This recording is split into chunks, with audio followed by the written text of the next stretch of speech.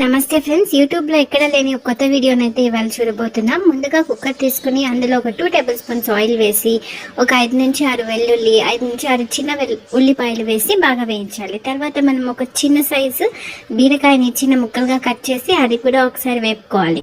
అలానే ఒక 3 వంకాయల్ని కట్ చేసి వేసుకోవాలి. అలాగే కొద్దిగా చింతపండు, ఒక టమాటా, కొద్దిగా ఉప్పు, కారానికి తగ్గట్టు వట్టిమిరపకాయలు, అలానే కొద్దిగా చింతపండు వేసుకుని కొద్దిగా పసుపు, జీలకర్ర, మెంతిపొడి కూడా వేసుకుని బాగా 2 minutes మీడియం ఫ్లేమ్ లో పెట్టుకుని వేయించుకోవాలి. ఒక 2 నిమిషాలు పచ్చివాసన పైదాకా వేయించాక కొద్దిగా ఒక అర గ్లాస్ నీళ్లు పోసి నీళ్లు కొద్దిగా మరిగిన తర్వాత కుక్కర్ మూత పెట్టి ఒక 2 విజిల్లు రానివ్వాలి. 2 విజిల్లు వచ్చిందంటే కూర రెడీ అయిపోయినట్టు. కుక్కర్ చల్లారిన తర్వాత పప్పు గత తీసుకుని బాగా మెతుపుకోవాలి. తర్వాత పోపు పెట్టుకోవాలి. పోపులో పెద్దగా ఏం వేయనక్కర్లేదు, జస్ట్ జీలకర్ర, ఆవాలు, కరివేపాకు వేసి చిటపటలాడిన తర్వాత ఇందులో వేసి బాగా కలిపేసి సర్వ్ చేసుకోవాలి.